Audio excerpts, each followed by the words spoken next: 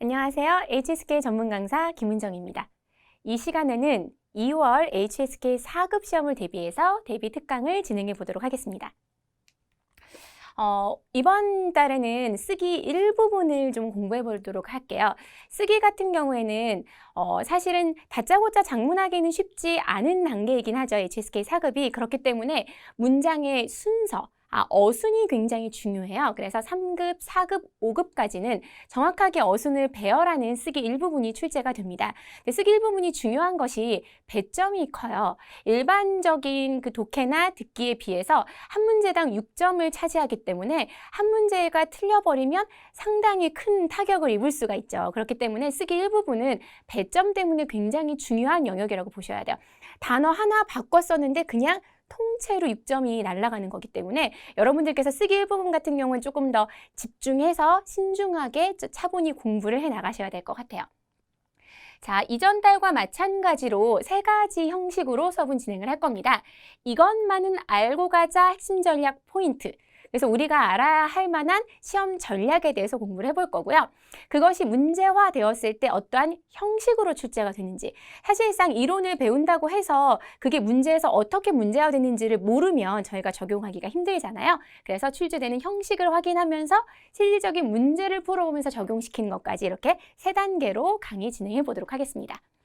자, 첫 번째, 일부분 핵심 전략 포인트 살펴볼게요. 사실 이게 쓰기 자체가 단어가 산발적으로 딱 제시가 되어 있고 우리가 어순에 맞게 문장을 만들어야 되는 건데 처음부터 주어, 수로, 목적어 위주로 앞에서부터 문장을 만들어 나가는 것이 쉽지가 않아요. 뭐가 제일 앞에 등장하는지를 모르니까요. 우리가 퍼즐을 맞출 때에도 처음부터 1번부터 해서 100번까지 이렇게 100개의 퍼즐을 순서대로 맞춰야지 하는 사람 거의 없을 거예요. 뭐 예를 들어서 가령 동물이 있으면 여기 토끼 코가 보이는데 토끼 입이랑 같이 이렇게 붙여놓으면 되겠다. 각각 짝이 되는 것들 먼저 퍼즐을 맞추고 난 다음에 전체 퍼즐을 맞춰 나가잖아요. 쓰기가 그렇습니다. 쓰기 일부분이 3급, 4급, 5급 다 마찬가지로 어떻게 해야 하냐면 서로 짝이 되는 것들 먼저 붙여놓고 시작을 해야 된단 말이에요. 짝을 미리 지어라. 오늘 강의하는 것 중에 가장 중요한 핵심 포인트인 거죠. 그다음에 기본 어순에 신경을 써라. 일단은 기본적으로 중국어가 주어, 수로, 목적어로 진행이 되니까 한국어랑 어순이 다르니까 나는 기본 어순을 알고 가야겠다. 이 두 가지 포인트 기억하시면 사실상은 여러 가지 문법도 있잖아요. 뭐 받자문도 있고 빼이자도 있고 비교문도 있고 여러 가지 형태의 복잡한 문법들이 적용되는 영역이기는 하나 그 모든 문법들이 사실상 기본은 이거를 필두로 해서 이어지는 거거든요. 그렇기 때문에 이 두 가지 포인트 정확하게 기억하시고 가셨으면 좋겠습니다. 자, 그럼 이게 문제화 되었을 때 내가 어떻게 문제를 풀어야 하는지 형식적으로 좀 보도록 할게요. 더가 나오면 뒤에 무조건 명사 넣으세요. 굉장히 중요한 포인트입니다. 더가 나오면 뒤에 뭐뭐의 뭐 이렇게 가잖아요. 그래서 이 더가 나오면 뒤에 무조건 명사 갖다 붙이고 가야겠다 이렇게 생각하시면 됩니다. 정도무사라는 게 있어요. 용어는 사실 중요하지는 않아요. 真, 非常, 매우라는 의미를 가지는 이러한 정도무사가 나오면 뒤에 형용사를 붙이고 들어가자라고 생각하시면 됩니다. 자, 그 다음에 수사, 양사, 명사가 있어요. 숫자가 나오면 뒤에 양사 넣으시고 명사 넣으시면 돼요.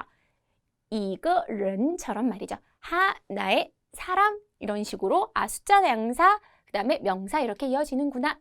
그 다음에 중요한 게 앞서도 말씀드렸다시피 문장을 하나를 만드는데 가령 어떠한 문장들, 청유문 같은 경우에는 아예 주어가 없는 경우도 있거든요. 징진, 들어오십시오. 당신이나 나 이런 대상이 굳이 없어도 문장이 성립이 되기 때문에 주어 없이 수로로 시작하는 문장들도 있고요. 그리고 기본적으로 문장이 중국어 문장에서는 수로가 엄청난 기둥 역할을 합니다. 근데 수로와 짝꿍이 주어가 아니라 사실은 수로의 짝꿍은 목적어거든요. 왜냐하면 먹는다. 내가 먹을 수도 있고 다른 사람이 먹을 수도 있고 이 먹는다라는 동사랑 주어가 짝꿍이 아니라 먹는 건 밥을 먹는 거잖아요. 목적어, 을을이 들어가는 게 목적어거든요. 그래서 수어를 찾고 해당되는 목적어 찾는 것이 굉장히 중요합니다. 그 다음에 주어를 찾으셔야 돼요. 순서라는 게 수어 목적어 찾고 내가 그 다음에 주어를 찾아야겠구나 라고 생각을 하시는 게 중요합니다. 그 다음에 이제 보시면 전반적으로 제일 마지막에 붙여놓을 거 다 붙여놓고 수어 목적어 주어 찾고 문장을 쫙 나열을 한 다음에 내가 전반적으로 문장이 구조나 어순이 맞는지 마지막으로 확인해 주셔야 할 때 주어랑 수어랑 목적어를 잘 배열을 해놓고 주어와 수어 사이에 부사어를 넣는 거구나 라고 생각을 하시면 될 것 같아요. 이 포인트, 5개의 포인트를 머릿속에 딱 넣으시면 일단 쓰기 일부분은 기본적인 준비는 다 된 상태거든요. 그래서 더 다음에 명사, 정도부사, 형용사, 그리고 숫자, 양사 다음에 명사, 그리고 무조건 수어 찾고 목적어 찾는 다음에 주어 찾는구나. 그리고 부사어는 주어와 수어 사이에 넣는구나. 다시 머릿속에 집어넣으시고요. 볼게요. 이게 문제가 이렇게 딱 지정이 돼 있구나. 단어가 보시면 越来라고 돼 있고요. 感情이라고 돼 있고요. 我们俩的라고 돼 있고요. 越深이라고 돼 있어요. 그럼 각각의 명사 이것도 물론 중요하겠지만 보시면 아까 설명드렸던 것 중에서 더가 나와 있구나. 그러면 이 더 뒤에 명사를 넣어야겠구나 라는 생각하시면 되는데 越来越深 같은 경우는 아무리 봐도 명사스럽지는 않죠. 그럼 내가 단어를 모르더라도 이 깐칭이라는 명사를 이 뒤에 넣으면 되겠구나. 사실 조금 공부를 해보신 분들은 중국어에서 유명한 수어 중에서 越来越什么하고 이렇게 이어지는 수어가 있어요. 점점 더 뭐뭐 하다. 그러면 이제 다 끝났네. 我们俩的感情 점점 더 깊어지는구나. 我们俩的感情은 점점 더 깊어진다. 이렇게 이어지실 수가 있는 거죠. 보독할게요. 더 플러스 명사인 거. 더 뒤에 깐칭이라는 명사 넣었고요. 위에 A, 위에 B. 이거는 상용어구이기 때문에 여러분들이 미리 외워놓으시면 두고두고 잘 사용하실 표현이기 때문에 기억하셨으면 좋겠습니다. 자, 어휘를 볼게요. 깐칭, 감정이죠. 위에 A, 위에 B. 계속 반복적으로 학습하면서 넘어갑니다. 자, 87번 볼게요. 시. 일단 한 단어씩을 살펴봐야죠. 시. 수어이고 동사이죠. 수어로 많이 쓰이죠. 이다라는 뜻을 가지고요. 타, 모, 친, 그의 어머니라는 명사가 나와요. 자, 여기서 이제 중요한 키워드가 하나 나오죠. 지시사랑 양사가 나와요. 나오이. 아까 수량사이기도 하지만 뭐 지시사, 양사 이렇게 가죠. 양사 뒤에 명사가 와야 되는데 사실상 대명사잖아요. 그럼 타 묻히는 명사이긴 하지만 대명사가 2개가 중복되는 경우는 없기 때문에 나오이 뒤에 타 묻히는 넣을 수는 없어요. 그러면 시랑 많은 명사가 아니기 때문에 근데 따이 마우즈가 걸려요. 모자를 쓰다라는 수로 목적어 형태인데 어떻게 되는 건가 했더니 그럼 이제 일단은 이렇게까지 배열을 해놓고 기둥을 찾으라고 그랬죠? 수로로 기둥을 찾으셔야 돼요. 시를 딱 수로로 놨을 때 A 이코르 B인 거죠. 시라는 동사가. 그러면 문장 자체가 그 모자를 쓴 사람이 그의 어머니이구나. 나웨이가 모자를 쓴 사람을 하나로 이렇게 뭉쳐서 이야기할 수 있겠구나. 이 기본적으로 봤을 때는 사실상 조금 난이도가 높은 문제였어요. 학생들에게 혼란을 줄 수 있는 문제. 그런데 우리가 시라는 동사를 기둥으로 잡고 나면 시를 필두로 해서 그러면 모자 쓴 사람이 그의 어머니구나 라고 갈 수가 있다는 거죠. 저 사람이 그의 어머니야 라고 비교적 간단한 해석을 통해서 정답을 골라낼 수 있고요. 여기서 중요한 포인트가 이게 의문문입니다. 여러분들께서 반드시 물음표를 적어 넣어주셔야 한다는 거 기억하고 가셔야 될 것 같아요. 선생님 제시된 것 중에서 문장부호가 없는데요. 그래도 마 있잖아요. 얘 의문문이라는 거예요. 그래서 의문문 같은 경우에는 반드시 마에다가 퀘스천 마크를 넣어주셔야 한다는 거. 포인트 A, 시, B. 그러니까 기둥을 수어로 찾아야 되고요. 그래서 시라는 동사의 형태가 아주 기본적인 동사이기 때문에 우리가 모두 알고 있잖아요. 그래서 그렇게 해서 넣으시면 될 것 같습니다. 따이, 착용하다. 보통은 입다라는 추안이라는 동사와는 별도로 모자나 기타 등등의 장신구를 착용할 때는 따이, 마우즈는 모자죠. 단어 확인하고요. 넘어갑시다. 자, 여기 보시면 꼬리하고 흐어가 나와요. 자, 뭐뭐와 뭐뭐죠. 그러면 흐어를 흐어 앞에 있는 단어와 흐어 뒤에 있는 단어가 동등한 형태로 진행이 될 수가 있고요. 그 다음에 十分感谢, 매우 감사하대요. 그 다음에 你的, 우리의 또 실마리를 제공할 수 있는 더가 등장을 하는데 더 뒤에 명사가 온다고 말씀을 드렸는데 十分感谢, 매우 감사드립니다라는 건 이 뒤에 올 수가 없죠. 그리고 나서 우리가 격려와 이 뒤에 여기로 문장이 끝나서 격려와 매우 감사합니다도 동등하게 흘러가지가 않잖아요. 그럼 격려와 지지를 한데 묶고 그럼 2개의 제시되어 있는 덩어리들 중에서 더 뒤에 올 수 있는 명사는 鼓励和支持가 되는 거죠. 자, 그럼 이제 기둥을 삼아야 됩니다. 기둥이 깐시예요. 누가 무엇을 감사하는 거죠? 시시해 할 때 우워, 시시해라는 말 안 쓰잖아요. 우워는 생략된 상태로 갈 수가 있고 깐신이 감사드립니다. 당신에게 감사드려요. 이렇게 갈 수가 있는 거죠. 그래서 기둥은 뭘로 세워야 하는 거예요? 十分感谢, 뭘 감사드리는 거예요? 你的鼓励和支持. 딱 맞아떨어지죠? 당신의 격려와 지지에 감사드립니다. 라고 이어질 수가 있는 거예요. 볼게요. 그래서 간시의 뒤에는 사람 또는 내용이 온다라는 거 파악하고 하셨으면 좋겠고요. 鼓励, 격려하다, 十分은 조금 비교적 고급 단어이긴 합니다. 매우라는 뜻을 가진 很真非常이랑 똑같은 정도 부사예요. 支持는 지지하다. 물론 이 두 단어가 동사로 많이 쓰이긴 하지만 사실 격려, 지지, 명사의 형태로도 쓰인다라는 거 기억하고 넘어가셨으면 좋겠습니다. 89번 볼게요. 아, 是라는 동사가 중요하긴 중요한가 보다. 또 나왔죠? 我朋友的 더 뒤에 명사 써야 되고 얘는 이미 더 뒤에 명사가 써있는 완전한 명사 형태로 되어 있고요. 그다음에 찡란 보시면 이 단어의 뜻을 몰라도 보통 굉장히 대다수의 많은 부사들이 이 란으로 끝나는 경우가 굉장히 많습니다. 그래서 찡란 하면 뜻밖에도 놀랍게도라는 부사입니다. 그리고 난 다음에 싼베이, 세 배라는 명사죠. 물론 이제 수량이긴 하지만 명사로 딱 끊겼어요. 세 배잖아요. 세 배의 뭐라고 싼베이더 이렇게 붙이지 세 배는 수량사로 계산되는 게 아니라 세 배란 딱 명사인 거죠. 그래서 보시면 일단 더 뒤에 있는 명사부터 붙여야 하는데 더 뒤에 명사 올게 我朋友的세 배구나. 내 친구의 세 배 이렇게 붙여놓을 수가 있죠. 그 다음에 붙여놓고 다 붙여놓고 주어를 찾으라는 게 아니라 수러, 그쵸? 수러, 기둥을 세워야 되는 수러를 찾아야 됩니다. 슈가 수러예요.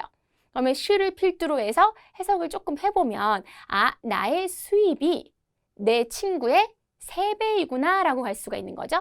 我的收入, 그 다음에 슈를 기점으로 해서 내 친구의 3배이다 라고 하는 거죠. 되게 좋은 문구이긴 하네요. 내 수입이 친구의 3배다.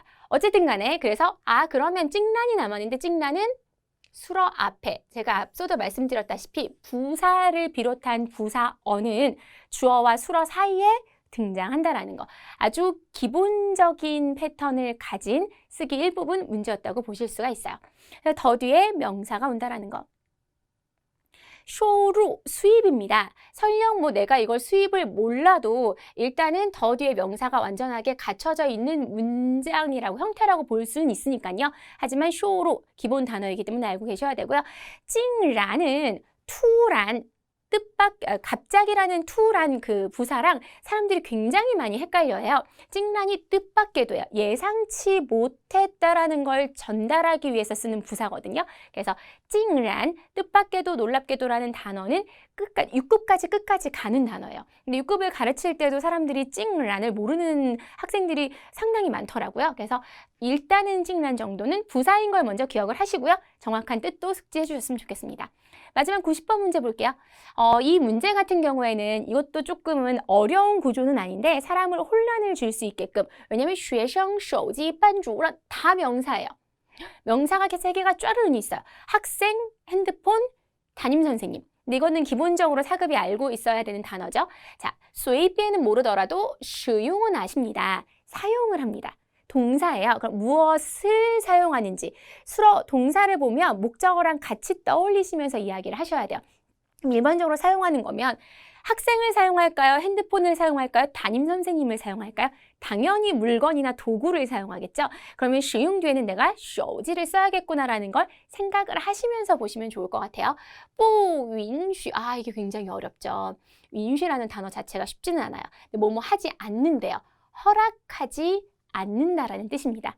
그쵸? 그러면 학생이 있고 선생님이 있으니까 누가 누구를 뭐하게 허락하지 않는다라는 형태의 문장이겠구나라고 생각할 수가 있을 거예요. 이게 해석이 안 되더라도 일단 사용하다 뒤에 手机는 붙이고 들어갈 수 있겠다라는 생각은 하시고, 그리고 난 다음에 이제 학생이랑 담임선생님을 생각하면서 이 동사를 고민을 해봐야겠죠.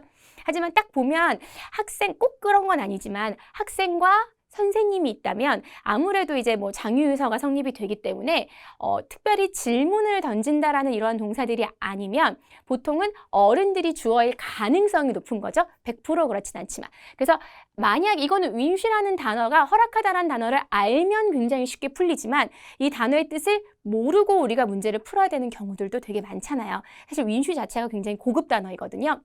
그러면 출제 의도 자체가 이 단어를 몰라도 뽀랑 같이 왔으니까 동사인 거 알지? 그러면 이게 어떠한 주어와 목적어를 받을지 한번 추측해봐 라는 것이 진정한 출제 의도일 수가 있거든요. 그래서 그걸 정확하게 파악하시면 좋을 것 같아요. 그래서 보시면 그럼 쭉 결과적으로 선생님이 애들한테 핸드폰 마음대로 쓰지 말아라 라는 얘기인 거구나 라는 게 쭉 의미가 파악이 됩니다. 그래서 허락은 제가 뭐라고 말씀드렸어요? 선생님이 학생들을 허락하고 허락하지 않는 거, 이 개념인 거죠. 그 다음에 사용하는 건 핸드폰을 사용하는 거죠. 그래서 수어 목적어만 잘 잡고 순서대로 차근히 배열을 하시면, 그쵸? 그래서 그러면 어렵지 않게 문제를 풀 수 있으나 사실 스스로 혼자의 힘으로 이렇게 명사들이 쭈루룩 있고 동사 두 개 띵띵 나와 있으면 굉장히 헷갈리기 쉬워요. 그래서 수어 잡고 목적어 잡으시고 주어 찾고 수어 잡고 목적어 잡으시고 주어 찾는다는 거. 오늘 이 점 확실히 기억을 하셔야 될 것 같습니다. 수어 목적어 호응 정확하게 알고 계셔야 되고요. 윈쉬는 허가하다기 때문에 누구누구를 뭐뭐 하게끔 허락을 시키는 거라서 윈쉬 뒤에는 사람이 올 가능성이 굉장히 높고요.使用은 사용하다기 때문에 물건이 오겠죠.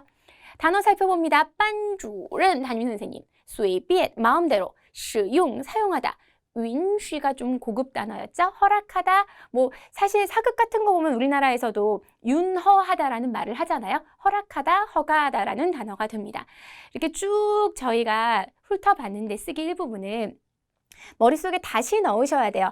서로 붙여놓을 거. 더 뒤에 명사 붙이는 거, 헌준 회의창 뒤에다가 형용사 붙이는 거, 그리고 수사, 양사, 뭐 지시사, 양사 뒤에는 명사 붙이는 거 잊지 말고, 그리고 기둥이 수러라고 그랬지. 절대로 주어부터 찾지 말고 수러 찾고 수러의 짝꿍이 목적어 찾고 주어 찾아야 되는구나. 그리고 주어와 수러 사이에 부사 넣는 거.